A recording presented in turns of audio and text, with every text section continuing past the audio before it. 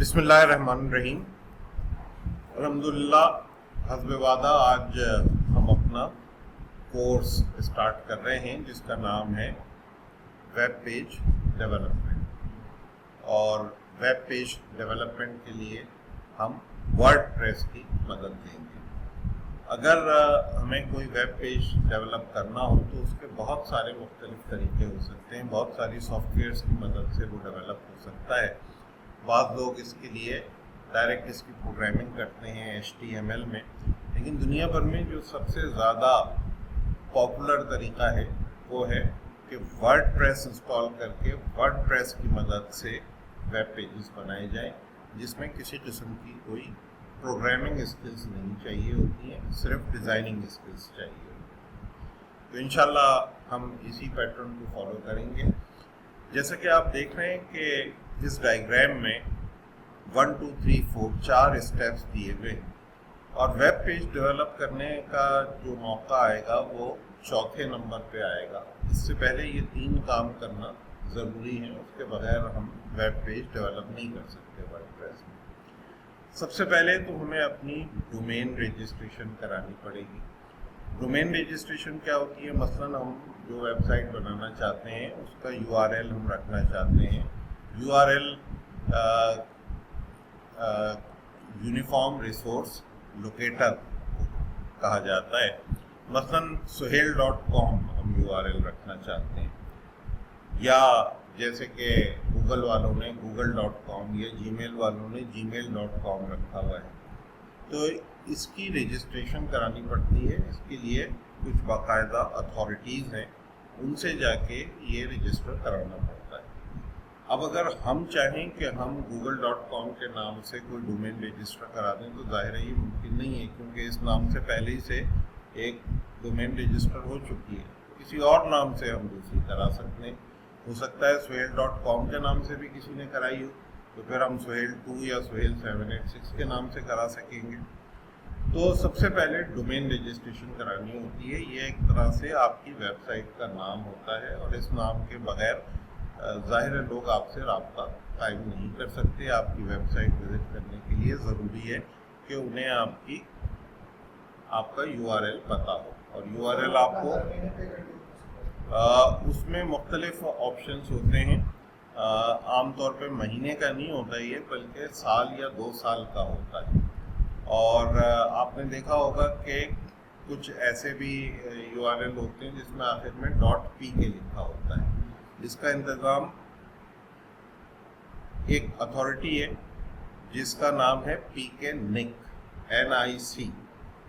PKNIC जो है वो अगर आपको .pk की डोमेन चाहिए तो PKNIC वालों से आपको रब्ता कायम करना पड़ेगा, और ये 2 साल की डोमेन रजिस्ट्रेशन के मेरा ख्याल है 8-10 हज़ार रुपये आपके खर्च होंगे, लेकिन ये 2 साल तक आपकी रहेगी। अगर 2 साल बाद आपने इसको रिन्यू नहीं कराया तो हो सकता है कोई और उसको ले ले, लेकिन अगर आपने रिन्यू करा लिया तो वो आप ही के पास रहेगी। इसी तरीके से ये .com वगैरह की जो डोमेन है ये बाज़ बड़ी सस्ती भी मिल जाती हैं, बाज़ जगह ये फ्री में भी हासिल की जा सकती हैं कुछ तरीक़ों से। और इब्तिदा में ज़ाहिर है हमारी कोशिश ये होगी कि हम फ्री डोमेन रजिस्ट्रेशन करवाएं। अभी हम कोशिश करेंगे कि वो रजिस्टर हो जाए।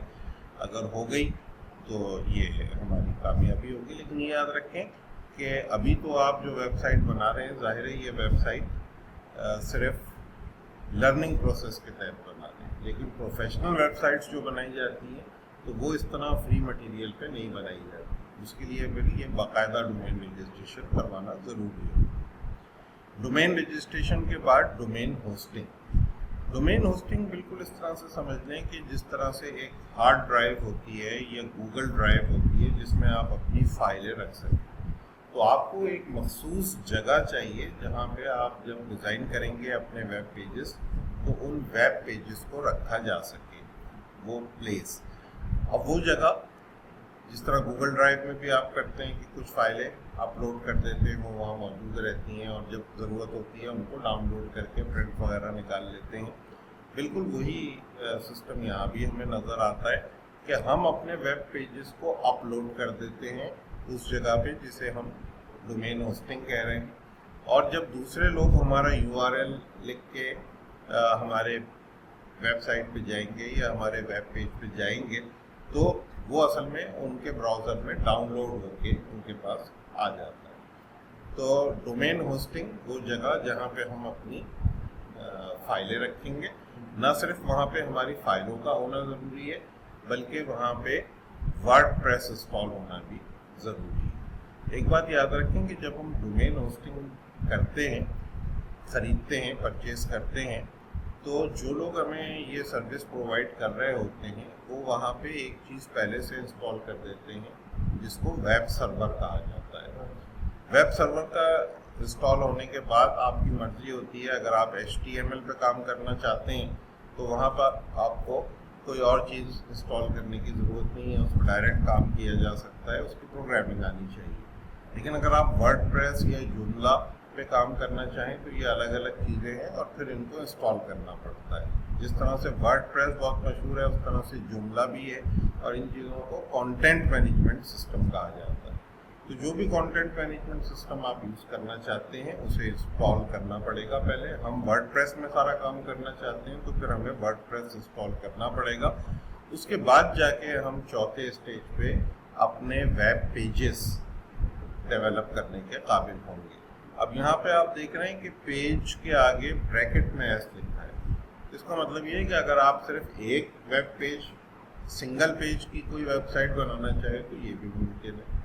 और अगर आमतौर पे एक से ज़्यादा पेजेस होते हैं, मतलब एक पेज होता है अबाउट अस, एक पेज होता है कॉन्टैक्ट अस और इसी तरह से मुख्तलिफ पेजेस हो सकते हैं, तो मल्टीपल पेजेस होते हैं। हम भी यकीनन मल्टीपल पेजेस पर मुश्तमिल वेबसाइट डिज़ाइन करेंगे, लेकिन होने को एक पेज की भी वेबसाइट हो सकती है।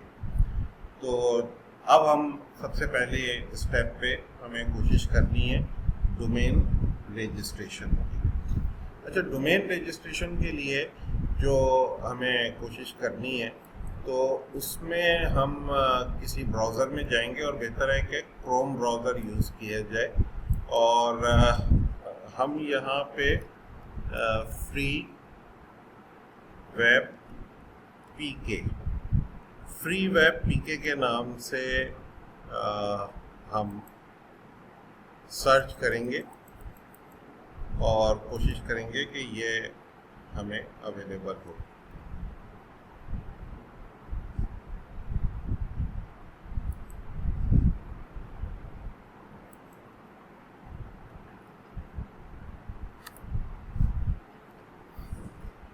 जी, फ्री वेब पीके पे हमें ये फ्री वेब होस्टिंग नज़र आ गई है और इसमें जाके हम जो है वो कोशिश करेंगे कि साइन अप करें। उसके बाद यहाँ से हमें एक डोमेन मिल जाएगी।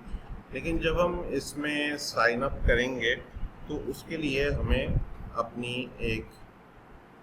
एक ईमेल एड्रेस चाहिए होगा। अगर आप अपना मौजूदा ईमेल एड्रेस यूज़ करना चाहते हैं तो मौजूदा ईमेल एड्रेस को भी यूज़ कर सकते हैं, लेकिन मेरा मशवरा ये है कि इस काम के लिए आप एक बिल्कुल सेपरेट ईमेल एड्रेस बनाएं। ना सिर्फ वो एड्रेस बनाएं बल्कि उसको सिंक्रोनाइज भी कर लें। कैसे सिंक्रोनाइज करना है, कैसे ईमेल बनाना है, यही हमारा आज का पहला लेक्चर है। पहले लेक्चर में हम कोशिश करेंगे कि ईमेल बना लें और ईमेल को सिंक्रोनाइज कर दें। बाकी काम इंशाल्लाह हम कल के लेक्चर में करेंगे जहाँ पे हम ये फ्री वेब होस्टिंग पे आके काम करेंगे। अच्छा, अब इस काम के लिए आपको अगर नई जीमेल अकाउंट बनाना है तो यहाँ चलें, लिखते हैं हम न्यू जीमेल अकाउंट, हमारे पास खुद लिंक आ जाएगा। Create your Google accounts.google.com। तो क्रिएट योर गूगल अकाउंट पे हम चले जाते हैं और यहाँ पे फर्स्ट नेम मैंने लिखा सुहेल, लास्ट नेम लिखा फारूकी और अब मैं यहाँ लिखता हूँ, इसने सजेस्ट किया है सुहेल फारूकी 340। मैं सुहेल फारूकी 786 ट्राई करना चाहता हूँ। तो यहाँ मैंने बाहर क्लिक किया जैसे ही, तो पता चला कि ये यूज़र नेम पहले ही किसी के पास मौजूद है। तो यहाँ आपको कोई भी ऐसा नाम रखना होगा जो पहले से किसी ने ना लिया हुआ हो। तो मसलन मैं इसमें इसका नाम रखता हूँ सुहेल फारूकी, और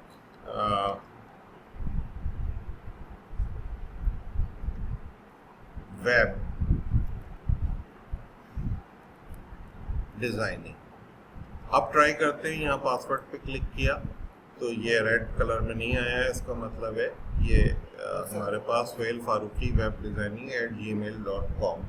इतना बड़ा नाम है, लेकिन छोटे नाम आमतौर पे अब जीमेल में अवेलेबल नहीं होते हैं। यहाँ पे देखें फारूकी सुहेल 30 भी अवेलेबल है, सुहेल फारूकी 422 भी अवेलेबल है, तो ये सब अवेलेबल है। Use my current email address instead, लेकिन आपको अपना मौजूदा ईमेल अकाउंट यूज़ नहीं करना है। अब आप यहाँ पे कोई पासवर्ड इसके लिए दे दें। कोशिश ये होनी चाहिए कि पासवर्ड 8 कैरेक्टर्स का हो, उसमें लेटर भी हो, नंबर भी हो, और कोई स्पेशल कैरेक्टर या सिंबल जैसे कि डैश या @ का निशान भी आप यूज़ करें। मिसाल के तौर पे मैं इस वक्त जो पासवर्ड रख रहा हूँ वो रख रहा हूँ ABC। ये शो पासवर्ड कर दिया जाए तो ये मुझे नज़र भी आने लगेगा, ABC B @XYZ। अभी बहुत आसान सा पासवर्ड है, लेकिन ये सिर्फ सिखाने की हद तक मैं इतना आसान रख रहा हूँ। प्रैक्टिकल लाइफ में ये थोड़ा मुश्किल होना चाहिए, लेकिन इतना भी मुश्किल ना हो कि बाद में आप खुद ही उसको भूल जाएं। लिहाजा जो भी पासवर्ड रखें उसको किसी और जगह कोशिश करें, कंप्यूटर में ना लिखें, ईमेल वगैरह के ज़रिए से ना भेजें, क्योंकि वो हैक हो सकता है। किसी डायरी में इसको पेन की मदद से लिख लीजिए। अच्छा, इसी पासवर्ड को कंफर्म करना पड़ेगा, ABCD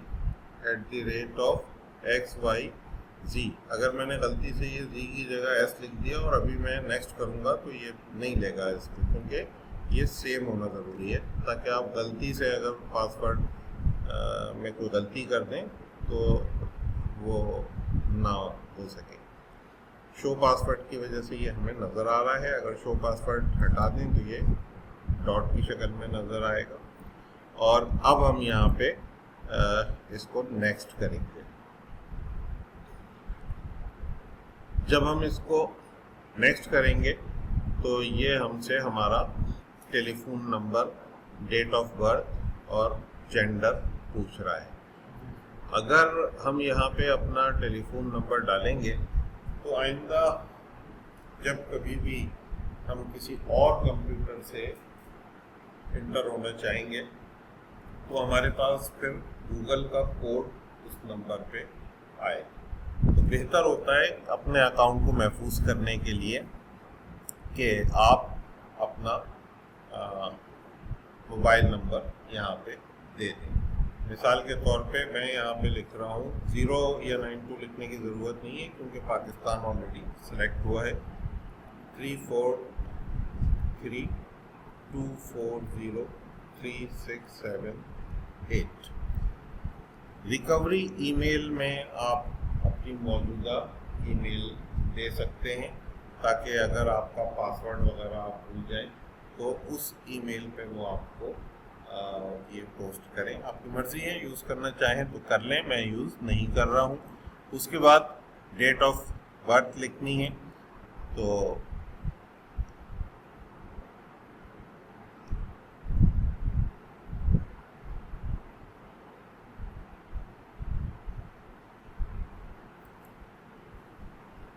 ये पेज गलती से क्लिक हो गया था। यहाँ पे अगस्त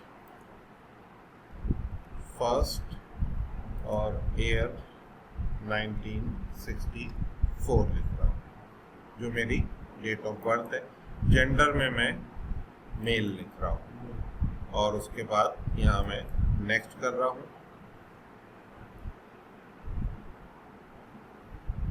अब यहाँ पे आपको आई एग्री करना होगा।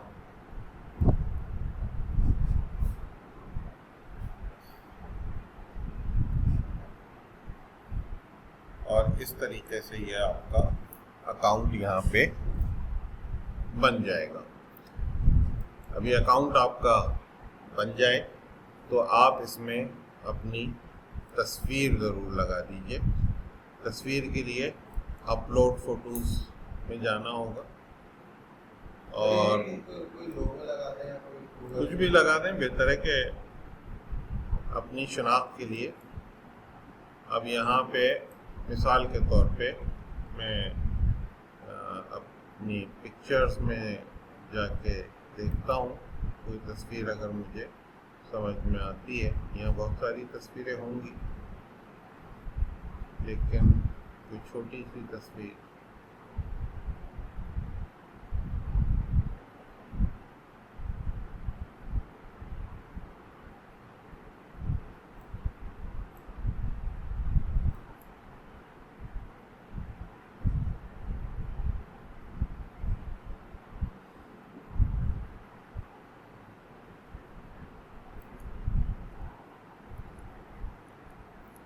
मैं सर्च कर रहा हूँ और सर्च करने पे ये तस्वीरें आ गई। और ये एक तस्वीर थी, ये इसमें लिखा हुआ भी है तस्वीर में कि ये 175 बाई 175 पिक्सल की तस्वीर है, छोटी तस्वीर है। ये तस्वीर यहाँ पे मैंने, अच्छा, इस तस्वीर में भी पूरी तस्वीर लेने के बजाय जितना हिस्सा आप इसका लेना चाहें वो हिस्सा ले सकें। जितना छोटा लेंगे उतना बेहतर है, इसलिए कि ये बहुत छोटी सी तस्वीर नज़र आती है और जितना बड़ा हिस्सा लेंगे वो फिर और छोटी हो जाएगी। तो set as a profile photo, अब इसे एज ए प्रोफाइल फ़ोटो में हमने सेट कर लिया है और ये तस्वीर भी वहाँ अकाउंट में नज़र आ रही है। अच्छा, अब अगला स्टेज जो कि कंपलसरी नहीं है, ये तो कंपलसरी था, ईमेल एड्रेस तो आपके पास होना ही चाहिए था, लेकिन अगला स्टेज सिंक्रोनाइजेशन। देखिए, होता ही है कि जब आप एक कंप्यूटर पे काम करते हैं और ज़्यादातर हम जो काम करते हैं वो गूगल क्रोम पे काम करते हैं, तो गूगल क्रोम में जब आप काम कर रहे होते हैं तो मिसाल के तौर पे आप चाहते हैं कि जब गूगल क्रोम में काम हो और आप जीमेल पे जाएं तो जीमेल जो है वो आप लॉगिन हुए हुए हो। अच्छा, लेकिन अगर एक से ज़्यादा आप अकाउंट्स पे जीमेल पे काम कर रहे हैं तो हर अकाउंट को अलग अलग सिंक्रोनाइज करना पड़ेगा। अब मैं वो प्रोसीजर आपको बता देता हूँ, याद रखें। अलग अलग देखिए, यहाँ नीचे आप नोट करें तो एक गूगल ये खुला हुआ है, गूगल क्रोम। अगर सिंक्रोनाइजेशन ना हो तो एक वक्त में सिर्फ एक गूगल क्रोम खुला होगा। ये गूगल क्रोम जो खुला हुआ है इसकी टिप पे भी आ रहा है कि ये गूगल क्रोम सुहेल फारूकी, ये मेरा ओरिजिनल अकाउंट है, उस नाम से ये खुला हुआ है। अच्छा, इसी तरीके से अगर आप यहाँ देखें तो ये राफे जो मेरा बेटा है, ये उसका गूगल क्रोम खुला हुआ है। अगर इस गूगल क्रोम में जाऊँगा तो यहाँ मेल वगैरह हर चीज़ जो होगी वो राफे की होगी, मेरी नहीं होगी। इसी तरीके से एक मेरी वाइफ का भी हो सकता है या और किसी बहन भाई का भी हो सकता है। तो अगर एक ही कंप्यूटर पे मुख्तलिफ लोगों को काम करना है गूगल क्रोम में तो हर एक को उसे सिंक्रोनाइज करना चाहिए। हमने जो ये अभी जीमेल अकाउंट बनाया है, ये जीमेल अकाउंट हमने यहाँ ये नज़र आ रहा है, ये ओपेरा ब्राउज़र है, इसको हमने यूज़ किया, लेकिन हमें असल में क्रोम यूज़ करना है, गूगल क्रोम। तो अब मैं गूगल क्रोम ओपन करना चाहता हूँ।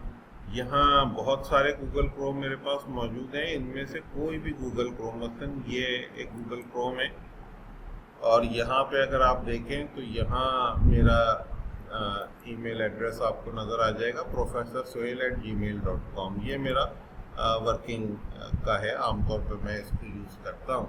लेकिन अब हमें ज़ाहिर है यहाँ पे सिंक्रोनाइजेशन करनी है। कैसे पता चले कि सिंक्रोनाइजेशन हो गई है? अगर आपकी तस्वीर गूगल क्रोम में एक ऊपर छोटी और एक नीचे बड़ी, निस्बतन बड़ी, वैसे ये भी छोटी सी है, अगर ये दोनों जगह आपकी तस्वीर आ रही है तो इसका मतलब है कि सिंक्रोनाइजेशन हो चुकी चुकी है और अब ये एक इंडिपेंडेंट अकाउंट बन गया है। ऊपर वाली तस्वीर में गलबन मुझे करना था, हाँ ये सिंक्रोनाइजेशन करना, ये मैंने मिस्टेक की है। तो यहाँ मुझे ऊपर वाली छोटी तस्वीर पे क्लिक करना है और यहाँ पे बहुत सारे लोग मौजूद हैं, आपके पास नहीं होंगे इतने, यहाँ पे ऐड करना है। यहाँ जब आप ऐड करेंगे तो कोई एक नाम आपको रखना पड़ेगा। मैंने नाम रख लिया सुहेल और वेब, या अलग करके लिख लें सुहेल वेब। और कोई तस्वीर अगर हम इसके लिए चूज़ करना चाहें तो वो तस्वीर भी हम चूज़ कर सकते हैं। हम ना भी करें तो ये कोई ना कोई तस्वीर इसमें लगाने की कोशिश करेगा, लेकिन अल्टीमेटली वहाँ वो तस्वीर आनी चाहिए जो हमारे गूगल अकाउंट में है, वो भी आ जाएगी। अब ये पूछ रहा है हमसे, ये सिंक्रोनाइजेशन स्टार्ट हो चुकी है, लेकिन यहाँ एक एरर आ रहा है। ये एरर इस वजह से आ रहा है कि कुछ एडेंस हैं जो ज़बरदस्ती हमारे क्रोम के साथ अटैच होना चाहते हैं। आप इस पर क्लिक कीजिए और एक तो इसमें लॉन्च बाय ये सही है, ये माई स्टार्ट सही नहीं है। इस पर मैंने क्लिक किया और रिमूव फ्रॉम क्रोम कर दिया इसको, और ये वाला एरर जो था इसको जाके हमने इनेबल एक्सटेंशन कर दिया। तो इसके बाद अब आप नेक्स्ट कर दीजिए। आप अगर कोई मखसूस डिज़ाइन चाहें तो उसको सिलेक्ट कर लें। आइंदा जब ये क्रोम आप खोला करेंगे तो क्रोम का यही डिज़ाइन नज़र आएगा। एक चीज़ और देख लीजिए कि सिंक्रोनाइजेशन में इस वक्त जो तस्वीर नज़र आ रही है, सुहेल वेब नाम नज़र आ रहा है और ये तस्वीर जो इसने खुद से दी है, लेकिन ये चेंज होके हमारी अपनी तस्वीर आनी चाहिए आगे चल के। नेक्स्ट किया। अगर आप चाहें तो सेट एज डिफ़ॉल्ट भी कर दें ताकि क्रोम ब्राउज़र आपके सिस्टम में डिफ़ॉल्ट ब्राउज़र के तौर पे सेलेक्ट हो जाए। ना भी करें इसको तो इससे कोई फ़र्क नहीं पड़ता। मैं स्किप कर रहा हूँ, इसको डिफ़ॉल्ट ब्राउज़र नहीं बना रहा। और फिर उसके बाद कंटिन्यू पे मैं क्लिक कर रहा हूँ। अब यहाँ पे ईमेल और फ़ोन नंबर मुझसे पूछा जा रहा है। मैंने क्योंकि पहले ही से कॉपी किया हुआ था तो पेस्ट कर दिया, और पासवर्ड अब ये पूछेगा तो पासवर्ड हमने रखा था A capital B C D @XYZ, यही था, यही पासवर्ड रखा था हमने ABCD @XYZ। नेक्स्ट करते हैं। ये पासवर्ड याद रखना जाहिर है हमारी जिंदगी। अब ये असल सवाल हमसे पूछ रहा है कि टर्न ऑन सिंक्रोनाइजेशन। अगर मैं इस वक्त इसको चेंज कर दूं तो फिर सिंक्रोनाइजेशन नहीं होगी। अगर कैंसिल कर दूं तो यहाँ यस आई एम इन करना ज़रूरी है। आपने इन कर दिया और अब आपने वो पहचान देख ली। यहाँ ऊपर भी वही तस्वीर और नीचे भी वही तस्वीर नज़र आ रही है, और ये अब एक अलग टैब बन गया है। ये टैब यहाँ सबसे आखिर में इस वक्त नज़र आ रहा है। ये सारे जो पुराने क्रोम के टैब हैं ये पुराने यूज़र्स के हैं, ये नए यूज़र का जिसका नाम सुहेल वेब है ये टैब बन गया है। अच्छा, अब कुछ चीज़ें हम क्रोम के हिसाब से और कर लें कि क्रोम की सेटिंग में चले जाएं। ये ऊपर जो 3 डॉट होते हैं ये क्रोम की सेटिंग के लिए होते हैं, और फिर उसके बाद जो है वो सेटिंग्स पे क्लिक करें, और सेटिंग में यहाँ नीचे आपको एक ऑप्शन मिल जाएगा, यहाँ लिखा है open the new tab page. आप यहाँ पे कर दें continue where you left off. अच्छा, ये प्लस पे जाके आप एक दो चीज़ें और ओपन कर लें। एक तो जीमेल ओपन कर दें। अब ये आपका जीमेल अकाउंट यहाँ पे खुल जाएगा और आप इसमें लॉगिन भी हुए हैं। ये सेटिंग का पेज अब आप बंद करना चाहें तो बंद कर दें। अच्छा, अभी थोड़ी देर पहले जो हमने अच्छा एक आध चीज़ और अगर कोई आप ओपन करना चाहें तो ओपन कर सकते हैं। मिसाल के तौर पे ये जो 9 डॉट्स होते हैं, इससे गूगल ऐप्स हमें नज़र आ रही हैं, तो मैं यहाँ पे गूगल ड्राइव भी अपनी ओपन कर लेता हूँ। तो यहाँ ये गूगल ड्राइव भी ओपन हो गई है। यहाँ पे अभी मैंने कोई चीज़ अपलोड नहीं की है, लेकिन कोई भी चीज़ अगर आप यहाँ अपलोड करना चाहें तो न्यू में जाइए और फाइल अपलोड कीजिए, और वो फाइल इसको बता दीजिए जो आप अपलोड करना चाहते हैं, मैं यहाँ से कोई पिक्चर ले लेता हूँ, जैसे कि ये पिक्चर्स में मैं चला गया और यहाँ पे सुहेल के नाम से ये पिक्चर्स हैं। मैं इनमें से 1 2 3 पिक्चर्स हैं, ये ले लेता हूँ और ये पिक्चर्स मैंने अपलोड कर दी हैं। ये अभी थोड़ी देर में अपलोड हो जाएंगी। ये हो गई हैं 3 पिक्चर्स अपलोड। मज़ीद अपलोड करना चाहें तो और भी अपलोड की जा सकती है, लेकिन ये 3 पिक्चर्स हमने अपलोड कर दी हैं। अच्छा, अब यहाँ अभी जो मैंने सेटिंग की थी थोड़ी देर पहले, आपको अब उसका पर्पस बताता हूँ।